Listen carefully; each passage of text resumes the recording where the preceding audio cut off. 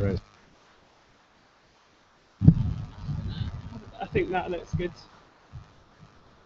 I'll go to my colleague Jen Hart there. Yeah. So welcome to Southampton. You're watching the coverage of the UKU Nationals. We're looking at the women's final between SIC and Iceni. First time matchup in the women's final, and you've got commentary from myself, Tom Styles, and I'm joined by Sarah Garner. Hello, Tom. And also we've got Jen Hart up here, who's probably within microphone range if she shouts. Hello everyone. No problem. So, Sarah, you normally play, well, you do play for Bristol. Yes, have been for 10 years. Just come back from your World's Clubs exploits in Italy. Yeah. Tell us a little bit about that, and also if you could talk a little bit about these two teams from your UK knowledge. Sure. That'd be great. Firstly, in Lecco, Bristol, we had a fantastic time. We were seeded 24th. We had some great games against international opposition. We finished 22nd. I think, given the strength of some of the opposition, that was probably about right for us. We're aiming for top 20, but just about missed out. But we had some absolutely great games, and I think it was, from our point of view, it was a great opportunity to develop our younger players.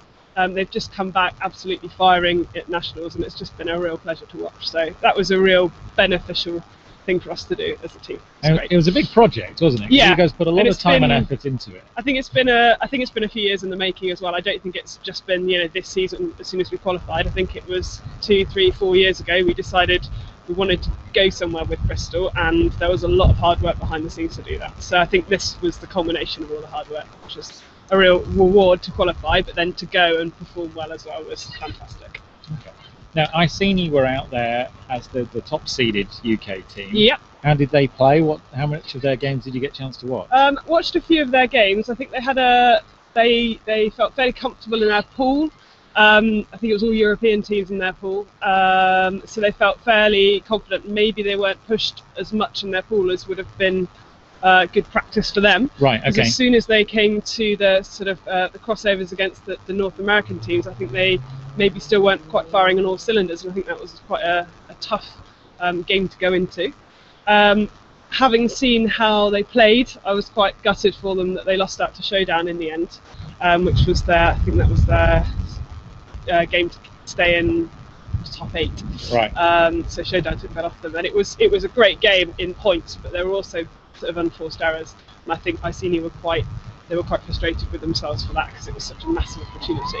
But they then went out and took 11th, and that was, I think they were comfortably happy there. I think they were pushing for top 8 really, so I think there might be a little bit of frustration, and they'll want to prove to anyone watching that they are as good as we all believe that they can be, and that was maybe just a slight blip at Worlds, and they should have perhaps finished higher. Okay, so 11th and you guys 22nd, so strong for the women's division in the UK. But what did you get a chance to see any of the Clapham games? I saw a tiny bit of one of the Clapham games against Ranelagh, so no. Okay, no. But I heard the results, and I was really gutted for them to not make that semi-final spot, because it was so close, and I think that would have been a huge scalp. It would have been massive. I mean, it would have been akin to the 2012 Open team getting to the final in Japan. I think it would have been the same thing. It would have been absolutely huge. So again, really gutted for those guys, but again, great strong showing from UK Ultimate. Well, that's all bodes well for the future.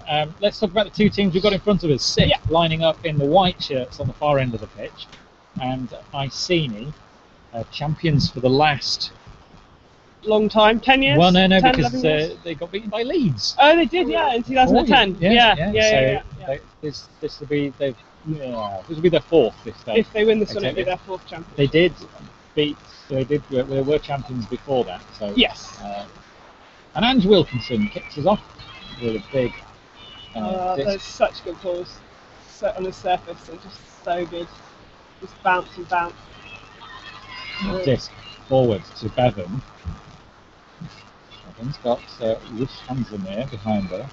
Brinzel Young back to Bevan, looking nice up the line. The flow from SIC is good already. This is going to hang in the wind a little bit though. Jenna Thompson picks that one out of the sky for Iceni. They get a turnover in the 22 shirt. Varels. for Iceni. Comes in the air from 88. Joe Rowbury. Joe Rowbury. Thompson coming again. Down to the ground, takes it two-handed. And that's Joey Holmes. One of the two Holmes sisters of ultimate fame. Yeah. Jamie not playing so much these days. And Jeremy, of course, started off playing with Sick and then made the transition over to Iceni, I think, last year.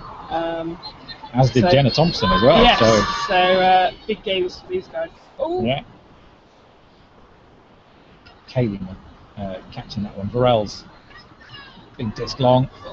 And Wilkinson struggling to keep up with that. And the wind, perhaps a crosswind, it's a downwind into that corner. So the wind taking it a little bit away from it.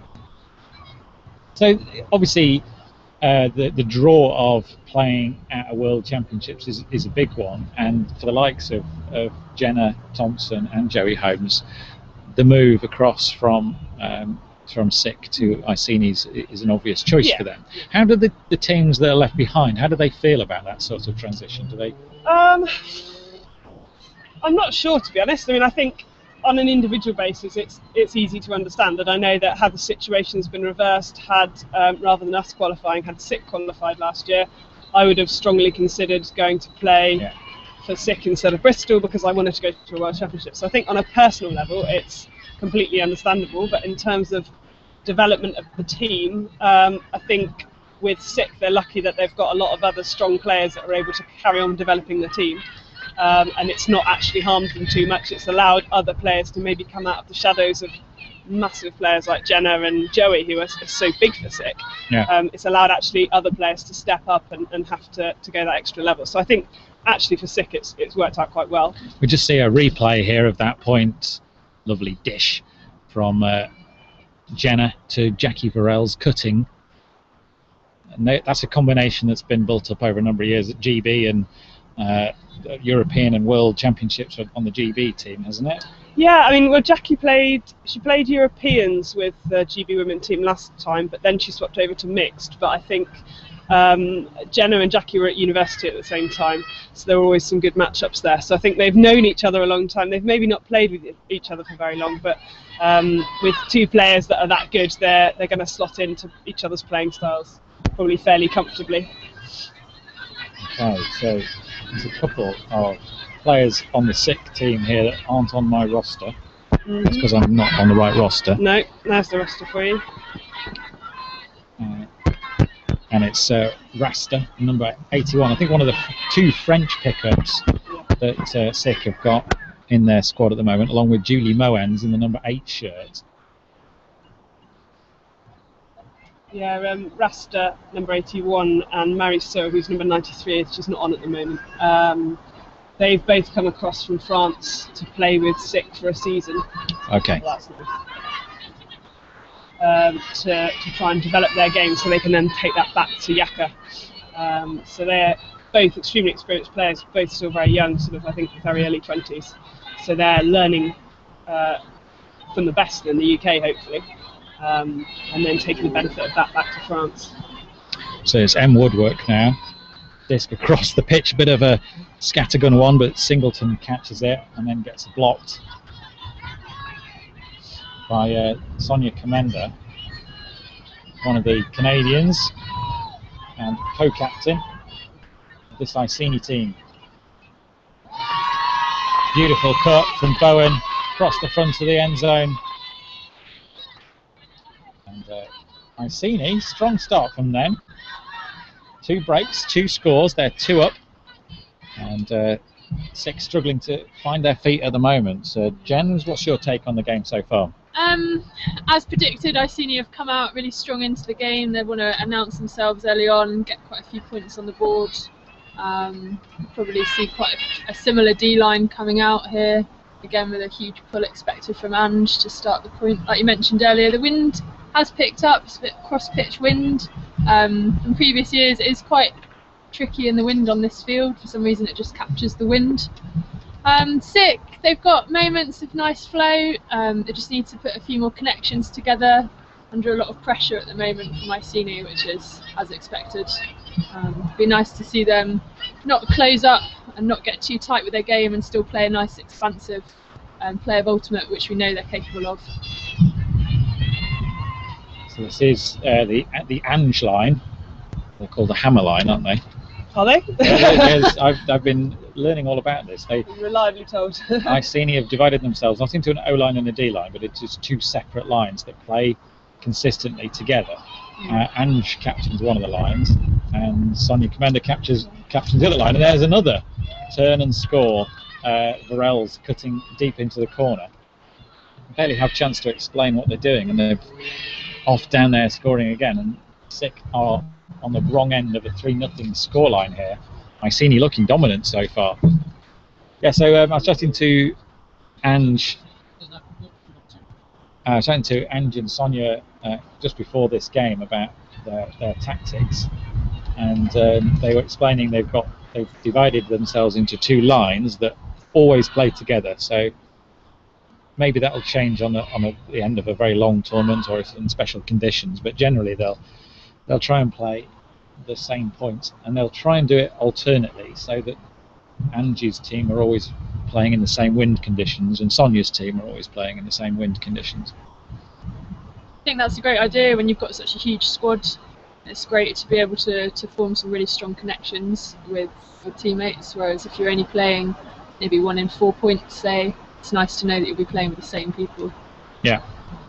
Yeah, and particularly with the wind, I know as a handler, well, both Jen and I are handlers, but to go on and consistently be playing either upwind or downwind, it does help, because you learn from your throws, you learn what's working, you learn what's not, and I think that's a really, really clever move to consider the wind into it as well. I think the tactic, certainly at the international level with the big squads, has been to have an O-line and a D-line, where your D-line contains the majority of your players, and your O-line is your shorter line. And that the idea is the O-line get on, get off, do the work fast, and don't spend too much time. But the criticism that Ange and Sonia both had of that tactic is in close games, that starts to break down. And if the O team have spent 4 points in a row on the pitch, then they're no longer able to punch it in as effectively as it might have been against a weaker side. And the D team are sitting on the sideline, getting cold, getting tired, and being frustrated. So having two lines that are both equally capable of playing O and D is a new one on me, but it's clearly been effective for them. As Rasta to Rosie. That's not a good pass there from the 28 shirt of Karen Kwok. Iceni. Alex might remember this. Pass it out to Sonia Commander and across to Marilyn Meisner. Meisner's got options, but she goes it back to Commander. Just nice, neat, tidy stack if you were looking for the tactics. Mexner again. Meisner.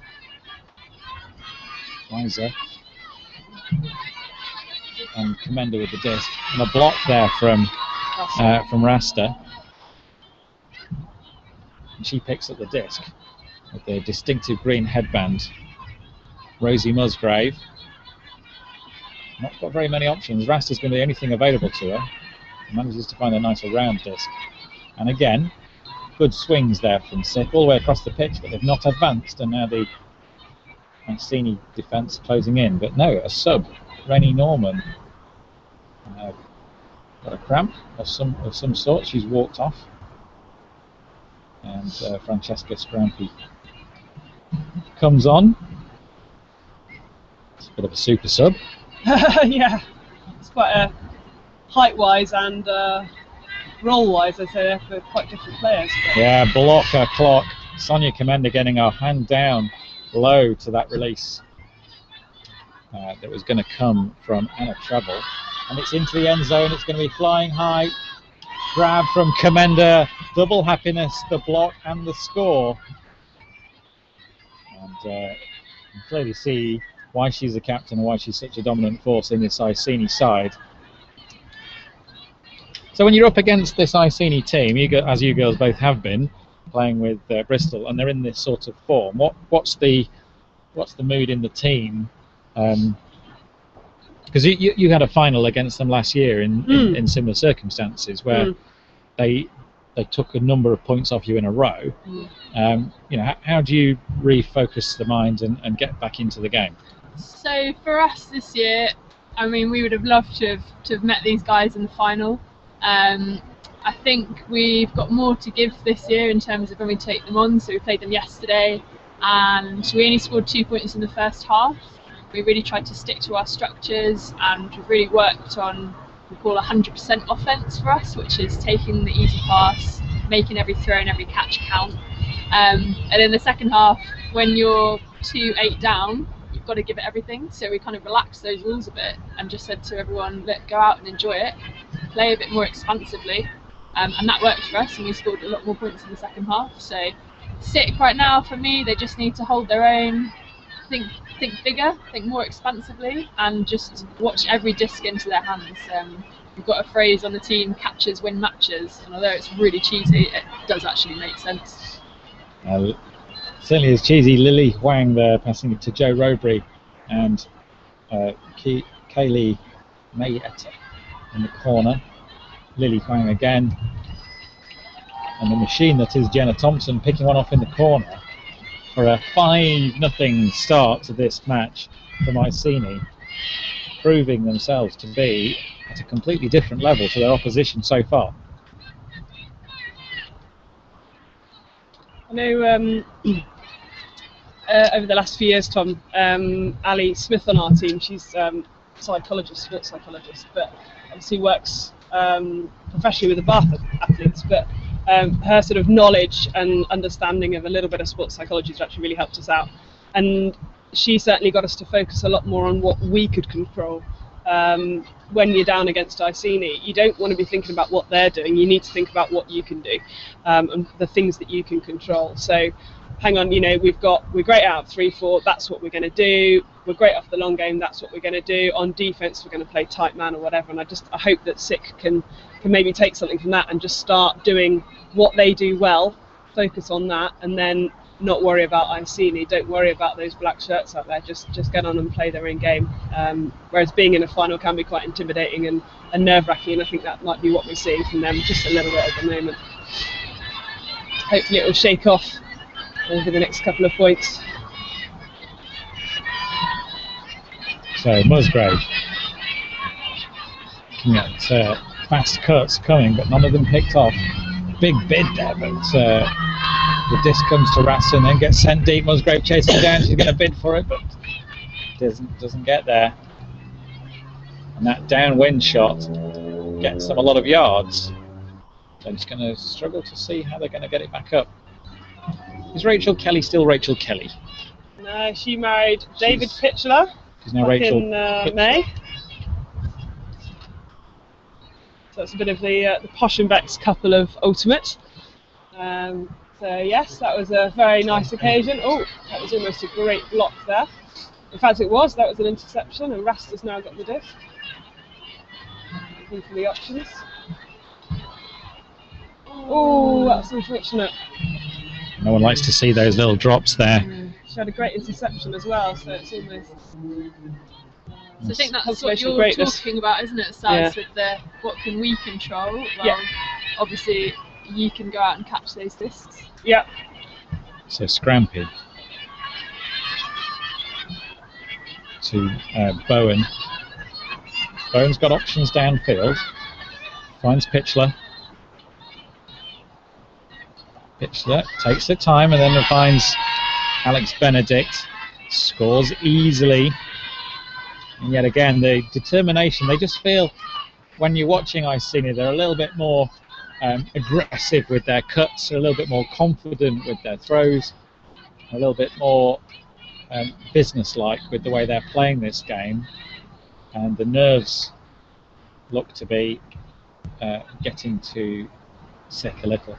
I've seen a few, it's not seen so much of some of the players I'd expect to see. We only saw Sophie Bevan play the first point and not seen her since. But she's back on now. She's on now, yeah. And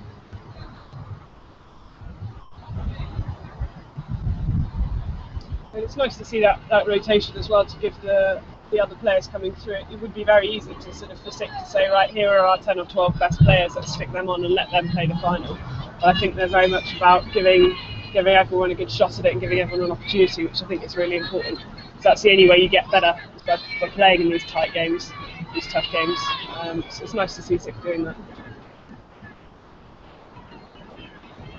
So starting at the back with M. Woodwalk.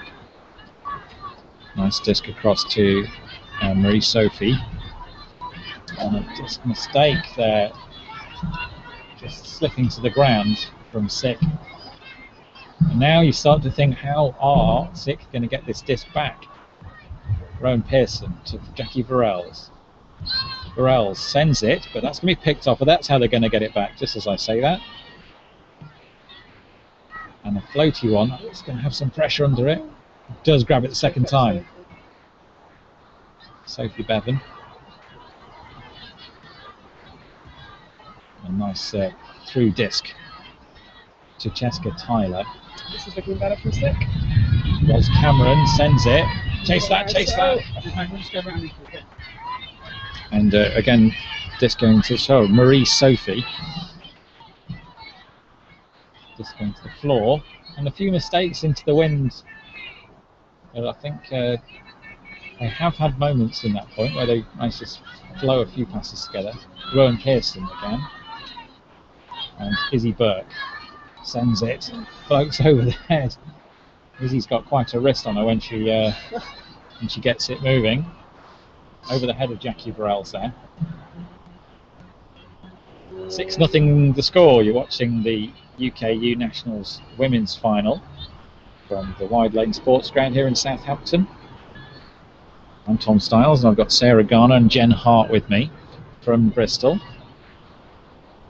And in the next couple of points, we're going to have a chat with Tom Abrams from Clapham, 14 times Open champions.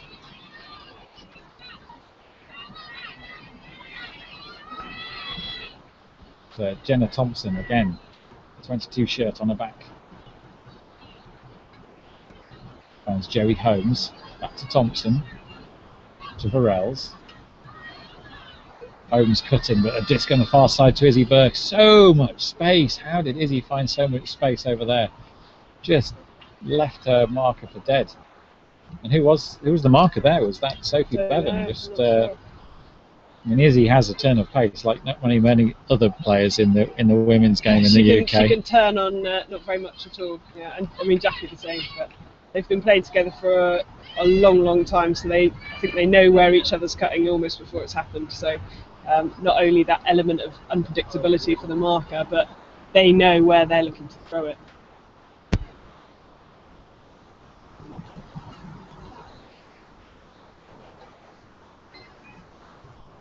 Nikki Thomas, the blue shirt for Sick, the Sick coach there. It's kind of explaining what she's expecting from the team.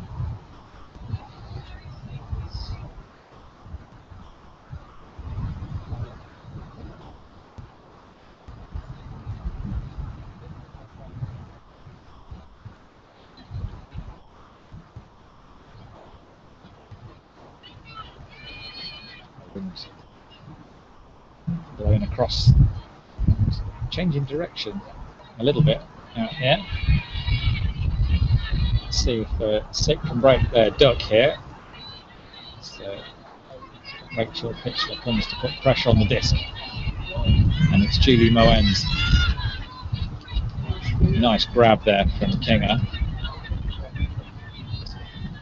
Good disc forward to Karen. Oh, and a mistake from Lucy Hawkes. Sonia Comenda prepares to throw up pitch. No mistake, but managed to clear up. Francesca Scarampi. 1-2 with Rennie Norman. Nice grab from Comenda And Rachel Pitchler again. Back to Sonia Comenda. Patience from Iceni here as they're using all their handlers across the back. No hurry to throw it up pitch. They've got this covered so far. Moving quickly, moving swiftly. One pass at a time, and now it goes up. It's been chased down by Rachel Pitchler, out of breath after doing a lot of the work in that point, but still making it look really quite easy in the end. Step right. And Iceni have just, that was the half, wasn't it? So yeah, Iceni take the half to nothing. A dominant performance in the first half of this UKU Nationals final. Difficult to see how SICK are going to prevent the whitewash here, isn't it? Yeah, I think they just need to regroup in this half now. They need to realise they've done so well. We had a really hard-fought game against them this morning, which probably took a lot out of them. They just need to look at the wider picture and enjoy the occasion, enjoy what they've achieved throughout the whole season, and really just go out and show us they can play expansive, nice, calm offence. And you know, it's the little things, it's the throwing, it's the catching, that will see them through the rest of the game. It would be really nice to see them put a couple of points on the board. Definitely.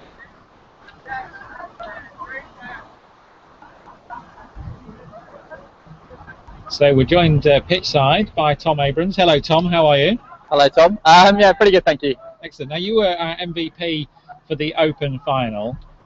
Fantastic performance by Clapham. You just reflect on that game and on this weekend for your team.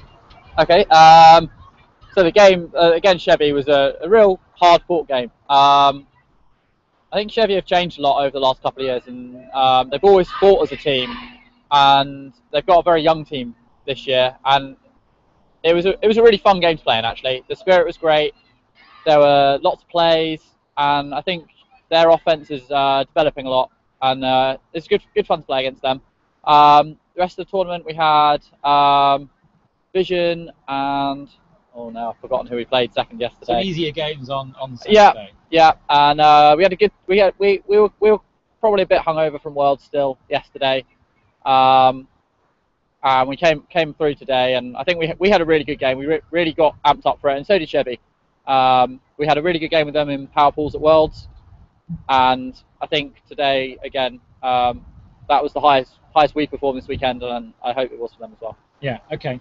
Now, Tom, that's 14 times as UK national champions. Mm-hmm. But just talk a little bit about your visit to Italy recently. You were in the World Club Championships, highest seeded UK team going out there, and you only lost one game all week, Mm-hmm. and that was in sudden death to the defending champions Mm-hmm. and eventual winners, Mm-hmm. Revolver. Mm-hmm.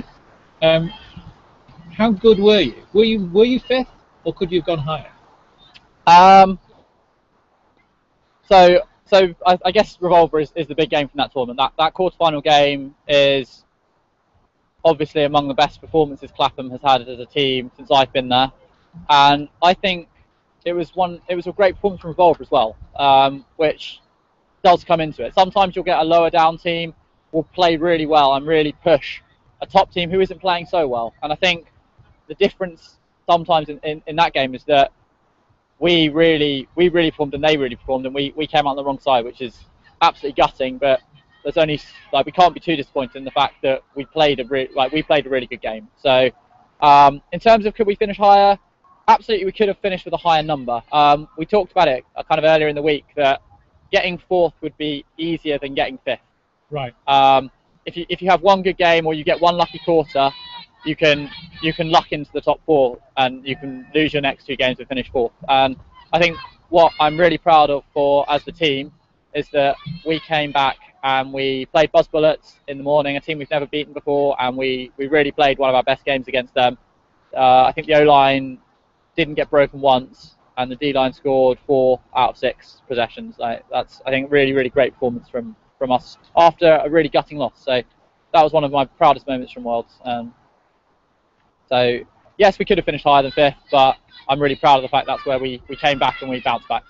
Well, congratulations on your 14 times as UK champions, and also congratulations on your 5th place in the World Clubs. we wish you all the best, and congratulations also, Tom, on your MVP prize. Thanks very much, Tom. Cheers. So we're back here with the women's final.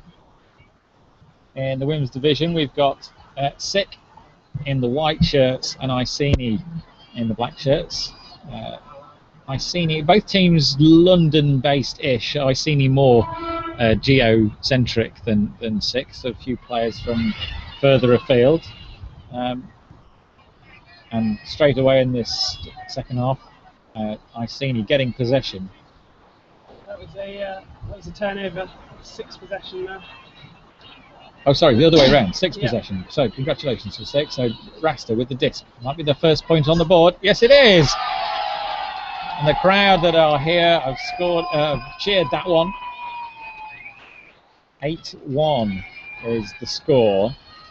But it came straight out of the half, a good half-time chat. They've steadied the ship and got a point on the board. Yeah, that would be a massive confidence boost for Sick to be able to come out and just do a job like that. Go down, turn them over, stick it straight in, 100% offense. It's really good. So let's hope that that's how they continue. How did they get the turnovers, Sarah? I didn't see that. I don't know. I'm not sure whether it was a block or whether it was a drop from Iceni, but it was a great pull by Rasta. It got pretty much to the back, and I think they gripped it, and then there was. I was listening to your commentary rather than watching the game. Okay, so if you're joining us online, welcome along.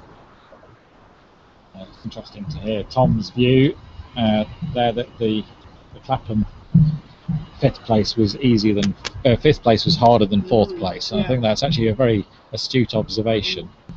You can get a lucky quarter-final and then get chumped on for 2 games and still finish 4th, but to get 5th you need to win those last 2 games. And good pull to Lily Wang, catches confidently Lauren Bryant, and Ange Wilkinson cutting, but Lily Wang, so much space here. They've put most of their team deep, and now they're running back up the field to collect the disc. Ange Wilkinson, such speed. Izzy Burt going deep, and the disc has gone. Oh, Izzy and Jackie almost taking each other out, but they've got hands around their necks. Both players were completely free and open for that. Just using their athleticism there. There wasn't a single catch that was challenged or even a Sick player close to any of those discs as they received them. Starting the point, Iceni seemed very deep, creating a lot of space and then just using that space. You realised yesterday as we were playing them that there is a way of what we were trying to do is frustrate their offence. So they often look for one pass, and they looked straight for Ange Wilkinson off the catch and pull in the middle, and then that wasn't on. But then the dump comes back round. But if you can shut that dump out as well, then that means the rest of their team are really far down the field, and all of a sudden they've all got to come under. So I think if Sick can start to try and shut down that first option, really get tight on that ISO sort of player that Iceni have, and that could start to frustrate their offense. And they're not used to people challenging that first offense. They're not used to having to work around it, and I think that could be a way for Sick to sort of just make them start working a little bit harder for these points. But that relies on Sick playing some really, really hard defence. And as Jen said, that we've had a tiring game against them this morning, and it might be that the legs are just starting to fail a little bit now. Yeah. So Rasta for Sick now. Nice early disc, and we've seen a zone coming from Iceni now. Change of tactics, but good flow so far from Sick. Getting it down to 2 French players on the wing there. Moving the disc nicely. Disc down the line, it's going to float, it's going to be caught. Oh, so close. That was beautiful work from Sick. Really, the change of tactics from Iceni wasn't effective in closing Sick down. They just managed to keep the disc moving. That cup never really got set. But the turnover has come in the corner. I think is it M Woodwork just dropping the disc? Yeah. Fully stretched. But a block now of Sophie Bevan, doing what she does so well, getting horizontal, 2 hands onto that one, push it to the floor ahead of Mallory Meisner.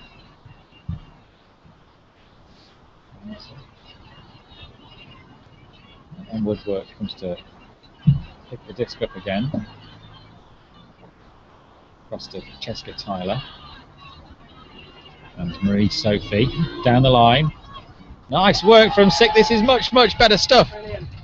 And M Woodwork making up for the drop just a moment ago with a great grab in the corner. I think that was Roz. That was Roz. Sorry, Roz Cameron. It was. Roz is a bit taller than her. Roz. Far end of the pitch. So yeah, much smoother, much more confident, much more relaxed. Yeah. Everything you guys said. Yeah. Called it. They've left themselves quite a bit of work to do. That's the only thing. They can't afford to just trade out now. They've got to go and get those blocks. They trade out, they're still going to be wanting a few points. Yeah.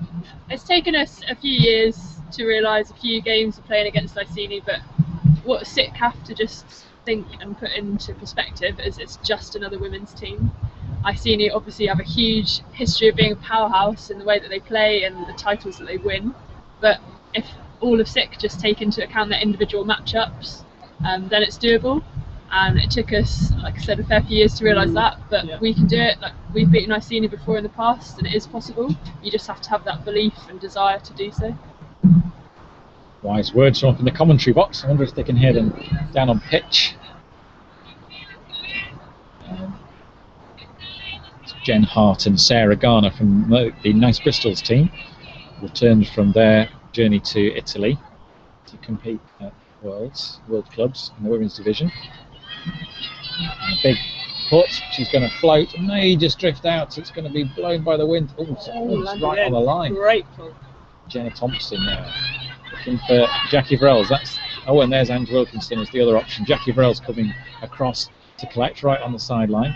Pressure though, who's not going to get a choice of disc out. She has to go back to Rowan Pearson, and there's pressure. As soon as that disc is caught, back to Jenna Thompson now. And she sends it, and it's going deep. Jackie Vrels is the target, but well read in the air. Who's that?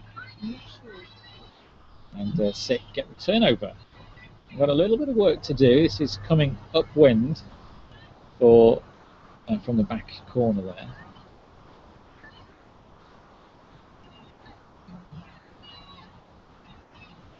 And Julie Moens comes to pick up. And already the cuts have started up pitch. None of them have been found yet. The pressure building as the stall count gets to 6 and 7. Manages to find an outlet in Rachel McCulloch. Floaty disc back across just inside the pitch, but deep inside their own end zone. Still the pressure building now. Iceni. No, what a disc. Under that sort of pressure to get it out was fantastic work, but still no further options. They need to swing it across the pitch now.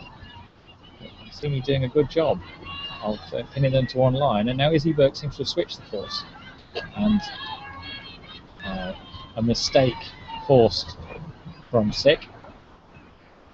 And Jenna Thompson, left, right, fake, beautiful work. Jackie Vrels is there to collect it.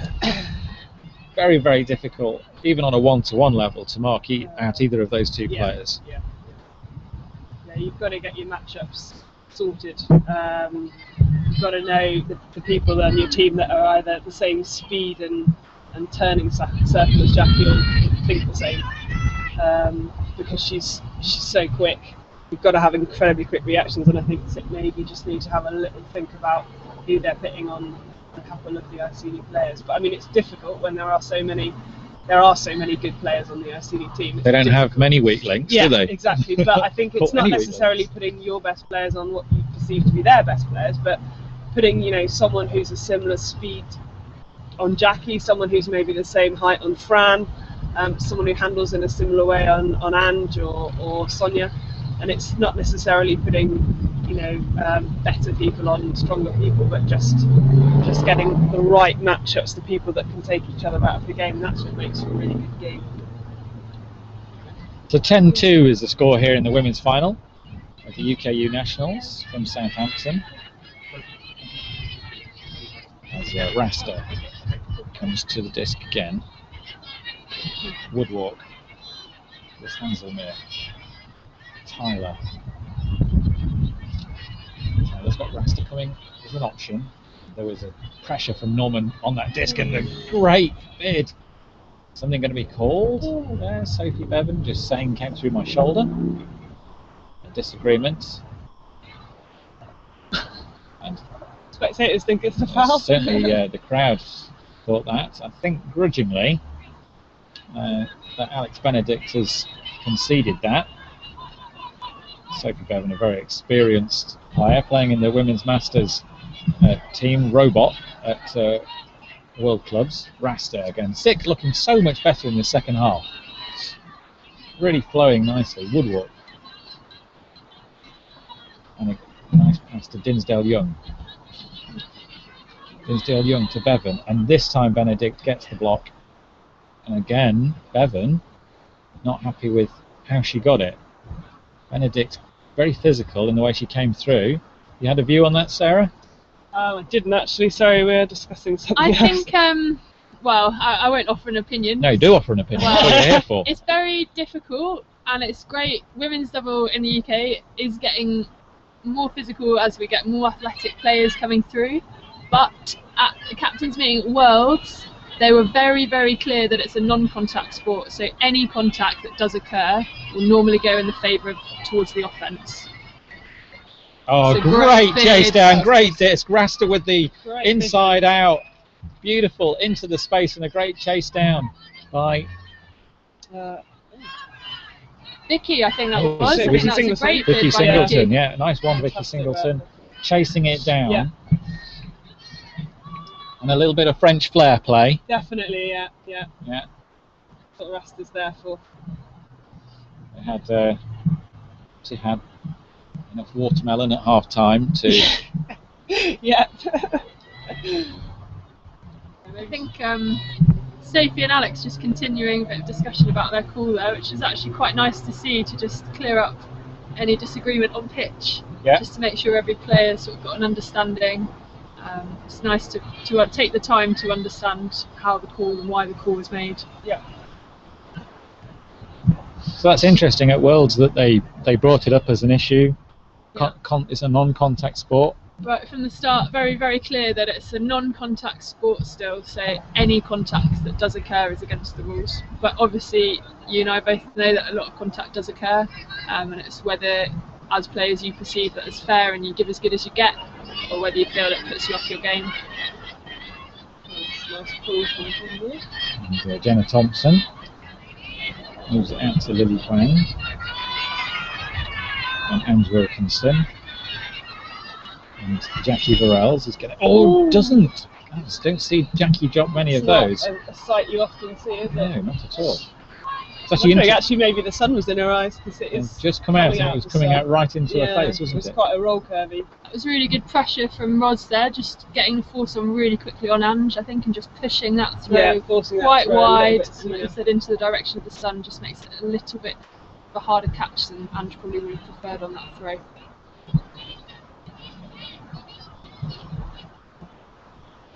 So sick. A lot of work to do still from that corner. Joe Rodery marking. Manages to make it up the line a little bit. And again, big take, the outstretched hand of Joey Holmes, seeing that disc to the ground. Turn for Iceni. Rosie Musgrave marking in the white shirt for Sick. Gemma Thompson, 22 shirt for Iceni. Disc low to Ange Wilkinson, who goes to her knees. Stands up to Joey Holmes. There's a pick in the stack. It's reset. I mean, they're looking for Ange a lot for that first cut, and I know Roz is probably aware of her going deep, but she's got to take away that under. She's got to take away that first option, I think.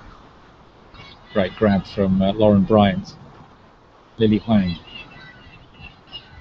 Jenna Thompson available as a dump, but going down the line instead, and pressure from Musgrave not enough to stop the disc going to her. She receives it, and quick 1-2, beautiful work. Joe Robery making the cut.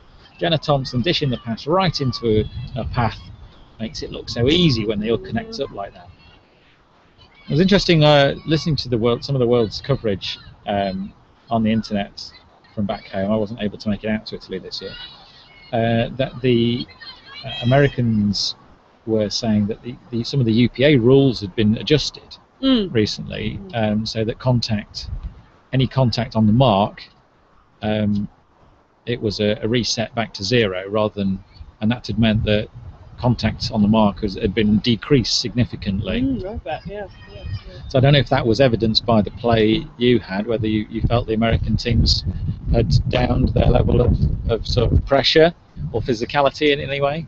We only got to play traffic as any of the North American teams, and I can't say that I remember any contact at all. I remember it being particularly physical. Not on disc, but off disc, downfield. Yeah. It's quite a physical game.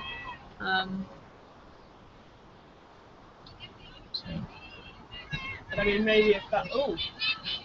What?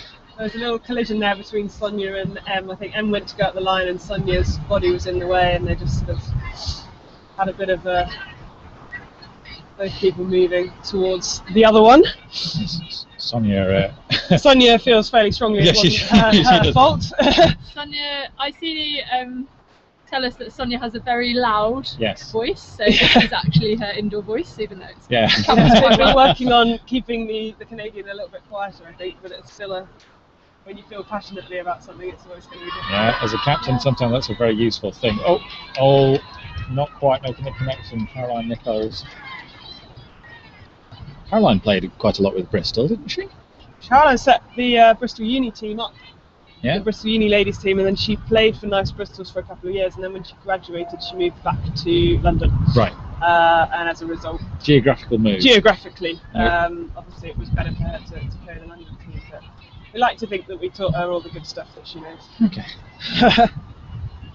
So Sonia Comenda, Caroline Nichols. Oh, and a big old clash there between Sophie, two sick players.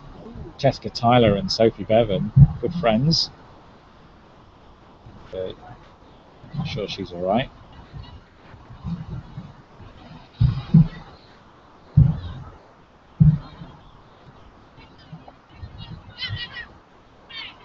Caroline Nichols, disc across the pitch.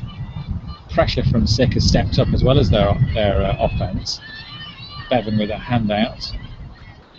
Both sides. Disc underneath to Scarampy.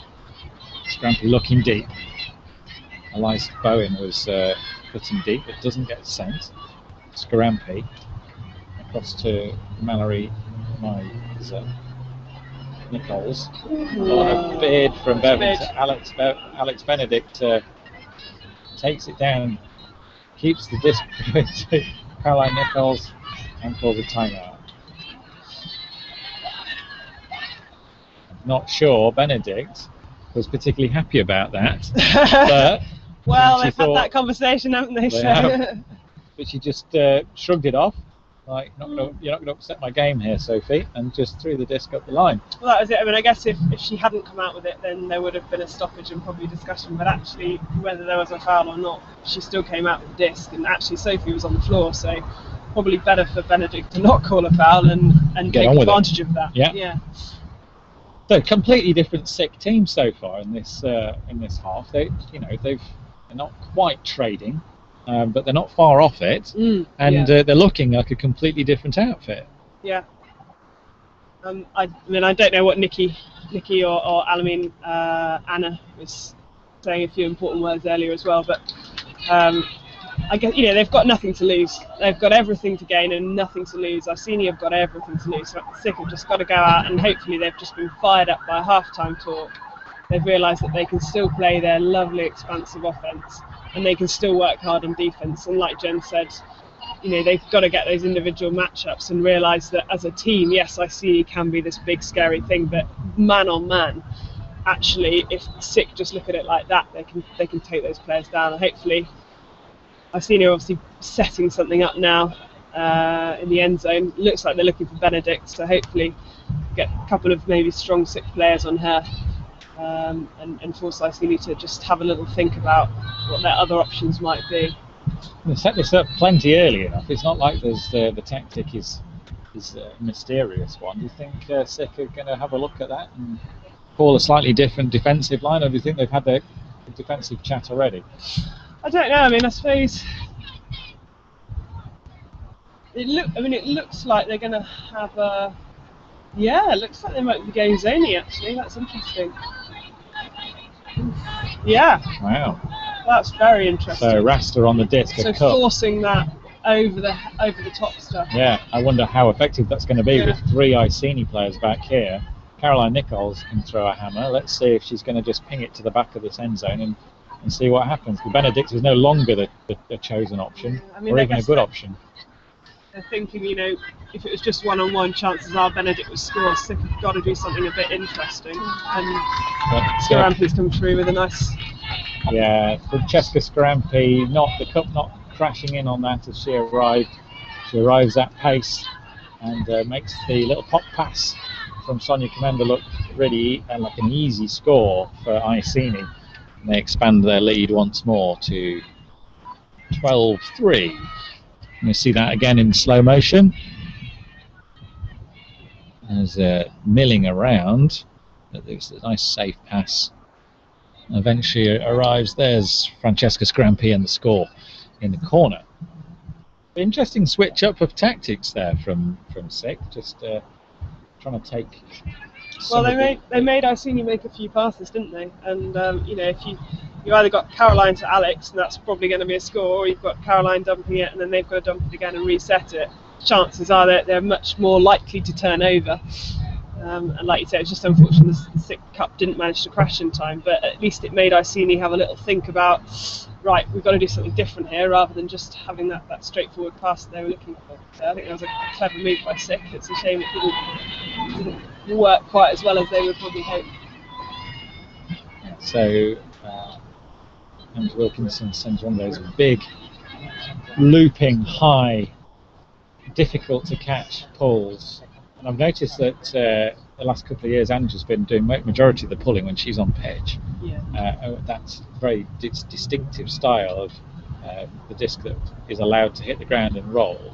Are people a little afraid of catching her pulls, or is just you kind of stop them as soon as they hit the ground? Definitely, and I think, they're difficult balls to catch, particularly going this way because they're downwind, they're coming fast, they're coming out of the sun, and on this surface they bounce as well, so they just go. Rasta sent it. It's going to be Francesca Tyler is not quite read it right. Izzy Burke was there to clean up. And Wilkinson again. She's called a timeout. I don't think Alice has started a stall there, so Iceni calling another timeout. How long have you been playing with Ange, Sarah? I think she was playing before I started, but I've known of Ange and played against her for probably 8 or 9 years. So I know her quite well. And she's been playing with Iceni for a number of years. She did play one season with Bristol back when she was living in Bath at uni there, and then when she moved to London, she obviously went to Iceni. But she was in charge of our fitness program actually, and it was one of the best fitness programs I've ever done. It was pretty crazy, but it was really good, and just that kind of ongoing determination and desire to just keep going, and just very calm and measured. You never see her getting sort of angry or too worked up about anything, which I think on Iceni you've got a few big personalities there. I think that's a really important influence to have for that team, to have that just calm, steadying hand at the back. Ange Wilkinson started Ultimate in Nottingham, I believe. I coached Yes, a few of her early I sessions. thought you might come in with that one. Yeah, just, You're You're the reason that Ange is playing. I'll put that one down. Yeah, I think you heard it here first. I might have blocked her once. Probably several years ago. Is that your claim to fame? Yeah. Yeah. Is that in her first session? It was probably at a point where she was unsure whether to call a block or a strip, or it was one of those Very early days. Very early days. Yeah. Yeah. That's just mean, I think, with beginners. Yeah. Well, you got to show them how the game. You knocked her down to build her back up, I'm sure. So I'm sure she's extremely grateful for it. I think it was fairly obvious fairly early on that one of the most determined people. Yeah. Very determined. If she was going to, not shy of hard work, not shy of putting herself on the line, and a big disc to Izzy Burke. Oh, what a beautiful disc from Lovely Ange. throw, yeah. I didn't teach her that. Receiver spotted, now going deep nice and early, and I think if I had Izzy Burke going deep for a disc, I might send that one as well. Sonia. No, Joey Ho's putting her arm around Ange Wilkinson, but clearly quite happy with Izzy to make that connection. It's a difficult throw, downwind, got to float it a lot, and it's going fast. Good that you've got a rapid receiver like Izzy, because she moves rapidly, so other people might not have quite got there, but Izzy will comfortably cover a lot of ground very quickly. At a junior level, how's the women's scene looking at the moment? Where are the strengths in junior women's ultimate? I think Two blank faces. I mean, I came through the junior system. Yeah. And certainly from my age range, there's a lot of us still playing ultimate at a high level. So I think it's definitely something that does work. And the introduction quite recently of under 23s has given a lot of opportunities to those players that only maybe start at university level to still be able to go out and play at a high international level, and under 23s gives that opportunity. I think before, when it was just under 20s, a lot of players missed the boat from starting a bit too late. Right. So certainly from that point of view, I think under 23s is absolutely brilliant. You've got half the team who might have played a junior situation, and half the team coming from to the uni scene. It's Caroline Nichols reading that disc and getting a grab. Passes to Rachel Pitchler and eventually gets back to Caroline Nichols and a score in the corner for Nikki Prin. We've not seen very much of Nikki this. No, I think she's normally quite a dominant end zone player and normally putting a lot of stats on the board for Iceni, certainly from what I've seen previous matches and tournaments before, but quite a quiet game, I'd say, for Nikki today. I think she might be a bit injured at the moment. I certainly, a couple of games at Worlds she didn't play and she had her ankle strapped up, and she's got her ankle strapped up today, so I just wonder whether for that reason she's mainly trying to play a few less points and not walking a little bit unevenly as well, isn't she? Just winning captain at the Dam Slam. Yes, she was. Yeah, she was in last November. And if you are interested in playing the Dam Slam, we're trying to put that on outdoors next April. So keep your eyes open. We'll be putting something online. Absolutely great opportunity to get out and play women's ultimate outdoors with some experienced players and also make some new friends as well. I know indoors last year was an incredible opportunity and pretty much everyone had an absolutely fantastic time. Thank you very much for the ringing endorsement. Yeah. We had a great time at the party. Yeah. Party was also really good. Yeah. We have an amazing DJ there. I don't know who. No. I don't know about the DJ. I seem to remember a lot of the sick players showing us their Britney Spears routine. That was a highlight yeah. for me. That was quite good. Ross Cameron to the 22 shirt of Sarah. Dukes. Unfortunately, that's gone to the ground. But now it's Joe Rowbury to Jackie Burrells, and Burrells looks over the top and sees Lily Wang in masses of space, and there's a great disc, and it's an easy point. Is that the game? That's game. So game and championship to Iceni, beating Sick comfortably in a game 15-3. They took the first half to 0. Sick have come out in the second half and showed a little bit more of what they've got, but still nowhere near enough to really challenge the might and dominance of this sophisticated, slick, athletic group of ladies. Sarah, Jen, have you got any final words to say before we go and chat down to Mr. Cy-Hill? I mean, it's great to see Iceni still performing like such the powerhouse that they are. I'm a little bit disappointed that Sick weren't able to show us a little bit of the fantastic ultimate we played against them in the semi-final today. And I think Iceni would have really appreciated that. I guess maybe nerves, maybe a bit of tiredness, maybe the wind just got up a bit. But when they did get there, we saw some lovely flow from Sick, and I think they should be really proud of that performance in their first final at UK Nationals as a club. It's worth noting that is their first time that they've been here, and first tour final as well, isn't it? Exactly. So it's big. a new step up the ladder, and I'm sure we'll see them back here if you Bristol ladies don't have your way. We'll do our best to prevent that from happening. So thank you very much to Sarah and Jen for joining me in the commentary box, and 15 seconds we're going to have a quick chat to Si about Worlds, about UK Ultimate in general, and a few other bits and bobs for the coming year maybe. Okay, I think so Si Hill, thank you very much for joining us each side here. Hi Tom. Just remind everybody what your role is in the UKU. Okay, I'm CEO of UK Ultimate and have been for a couple of years now, I guess. Yeah. Okay. And you came back you've been out in Italy 2 weeks ago? Yes, when at World Clubs I was out there playing in the Masters team. I wasn't actually working very much at World Clubs. Just having a fun time with Zimmer. Was just enjoying myself with my friends and family, and which was great fun. But 2 weeks before, I was also out there on behalf of Wooftop at Junior Worlds at the same location. So that was, it was a busy couple of weeks. It was great. And how did the Masters teams? We had Zimmer, and in the women's Masters we also had Robot. Yeah.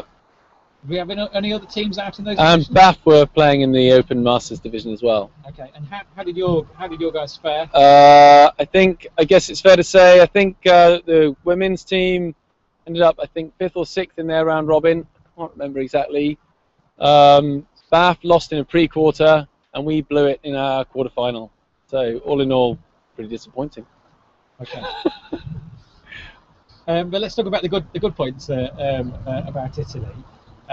We're seeing a UK club team, after many years of slightly underachieving international competition, a UK team finally achieved what we all knew that they could in Clapham. Just talk about your feelings personally as an ex-Clapham player in watching some of their performances over the last couple of weeks. Well, they're going well, aren't they? And they really upped the way they train. So they've just really clamped down on making sure everyone's at every training session. The quality of what the work they're doing at those training sessions is up. So they've really worked hard on making sure that every time they're together, they've got a clear aim, and those aims fit into a plan for the year, or actually probably for 2 years.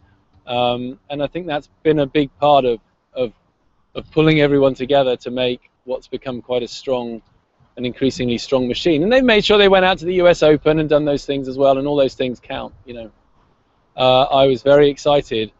My kids thought I was going to absolutely lose my head at 16 all against Revolver. So it was a moment of, I was very excited, and then absolutely destroyed. Utterly destroyed her. And my voice, I can hear my voice shaking as we talk about it. Let's move on. Okay. But they went on to take 5th place, beating Buzz Bullets. Yeah, amazing. I mean, they beat Buzz Bullets by, I think, and Brittany was just telling me their offense, he thinks the offense didn't get scored on in that game. I mean, wow. And, we played Buzz in 2010 as Clapham, and they killed us. Yeah. They just killed us. And to have come so far, and to, to have won that game strongly was great. But as I say, I was there sort of playing, and so I didn't get to see quite as much as I might have hoped for. But I saw the last half hour against Revolver. And you mentioned you're out at the junior championships. Just talk about the UK junior scene. Myself and Sarah and Jen have just been chatting about the women's junior scene and how that might help feed into some of these club sides. How are we doing at the junior level? Because was it under 17 and under 20? Yeah. So there were 4 divisions at that tournament. Our 2 junior teams probably didn't do quite as well as they would have hoped, and they could have done actually. In fact, the Open team in particular had a fantastic start, and they looked really great in their pool play, and then just had a really tough pre-quarter against Israel, and couldn't make it through that. And then obviously, I think. Obviously at that point they're out of the top 8, but they were looking great, and they had some great moments. The women's team also had a great start actually. And then obviously the under-17 Open team won the gold. Did really well. It's really tough finals day actually. It poured with rain. The teams playing in those finals were really struggling with really tough conditions actually. Yeah. So coming on, and there are more people, more young players trying out for those teams every year. The sort of systems that we use are getting. I think we're still honestly putting more effort into running them well and running them safely and worrying about those things than lots and lots of are those players getting huge, deep, in-depth tactical exposure, if you like. That's not sort of top of the list right now. It is still making sure it's all run really well and that people are enjoying themselves and learning about Ultimate and learning about about what it is to play for Great Britain and at those competitions. But so that's coming on, and we can see. I don't think we can see a big wave coming in schools, but it's just not. It's just not quite hitting our community yet. So there really are hundreds of schools playing Ultimate, hundreds and hundreds, but they're not playing each other yet, and so we're not seeing them coming through into GB trials or into junior competitions or things like that. But they're there, and one of the things we want to try and do over the next couple of years is sort of tell that story to our existing clubs and encourage people to just find out a little bit about what's going on in their neighbourhood and seeing if they can help their local school teachers and their local schools find out a bit more about Ultimate and take it. All they've got to do is play their next door school, really. That's the place we want to get them to, But there really are, there's a lot playing. We just haven't quite got them over that last step yet. Okay. Exciting next couple of years ahead. We've got Europeans and then World for the GB squads. Yeah. Obviously, that's going to be a lot of work for you guys organising all of that. Yeah. There was talk, I've heard a little bit on the sidelines here, that the current Clapham outfit are probably better than any GB squad that we've ever put out. And perhaps we ought to consider, and I'm not saying I necessarily agree with this, changing the way we build the UK squad to follow the American and Canadian side of picking the top club side to represent the country. I just wondered if you had any thoughts on that. I realise I'm putting you on the spot quite a lot. I mean, one immediate thing I'd say is I think we may see the US not operating that model for much longer, actually. Okay. And I think a lot of people assume that because the US do it, it must be the best thing to do. And actually, I think the US folks are starting to think they might do it differently. I don't know for sure, but that's the impression I get. Maybe that's just their alternative version of this rumor. I guess the other thing look, the current Clapham team is clearly very, very strong, and they're doing really well. And if that current team were to play the strongest GB team we've had in the last 10 years, I guess they'd be stronger. Look like they would be. But these things go in cycles, and I think just throwing away, the model that we have just because right now it happens to look slightly better to do it that way. I think I'm not really bought into that. I guess that the next GB team will have quite a lot of Clapham players in it. I imagine, looking at the way the teams are right now. I don't think it necessarily follows that Clapham should be GB. I'm not. I have just spent 30 minutes discussing that sort of thing with Mark Gilbert, but yeah, I'm not convinced that's the right step to take. It's not only up to me, of course, so that's why I'm hesitating to just say, it's not just down to me, but I'm not convinced that's the right thing to do. I do think that that's a very strong team right now. I suppose my other point, if I can keep going on about it, carry on, is I think there have been other times in the last 20 years when you could have picked the top team in London and said they're probably stronger than the GB team. And I think had we made the decision to make that switch then, as you might think now, I don't think Clapham would be where they are now. If in 1996 or 7 Shotgun had been given ownership of the GB team, we wouldn't have won all these European things that we've won in the last few years. I really believe that, really strongly. Yeah. I've been a player in a bunch of those teams and been on that journey with those groups, and I just don't think we'd be there. And so I think we have because we have a small country, we have this opportunity to keep mixing the players back up. And I think, it's something we should take advantage of. So actually the UK scene as a whole benefits when the experience that Clapham have had at Worlds gets mixed in with all the top players from the other club sides. Hugely, and vice versa. Clapham has also learned things from those other teams at different points in the last 15 years.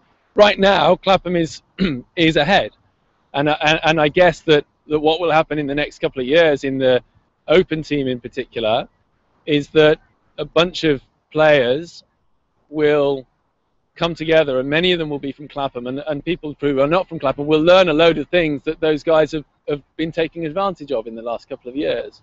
But I don't think it necessarily follows that means we should just give ownership of our national teams to an individual club.